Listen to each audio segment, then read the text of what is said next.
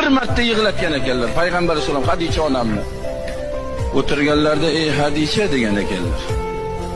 Dunyodan o'tib jannatga kirganimizdan keyin jannatda Maryam, ya'ni Iso alayhissalomning onalari Maryam va Firavunning ayoli Osiyo sizni kundoshlaringiz bo'ladi, ular meni nikohimda bo'ladi degan ekanlar payg'ambar sollallohu alayhi vasallam. Hazrati Hadicha onam Rasulullohni bor vujudlari bilan sevganligidan qizg'anib, rashk qilib jannatdagi kundoshlardan qizg'anib yig'laverar ekanlar. Qizlari Fatima onam, ey otajon, biror marta onamlarni yig'latganingizni ko'rmagan edik.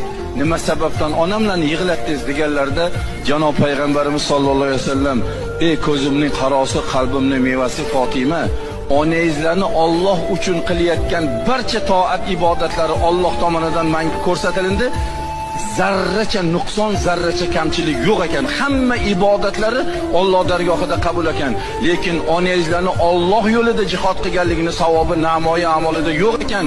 Qaysi bir ayol o'zini erini boshqa ayollardan rashk qilib, qizg'anib yashasa, Alloh taborak va taolo mana shu ayolga Alloh yo'lida jihad qilganligini savobini yozib turadi.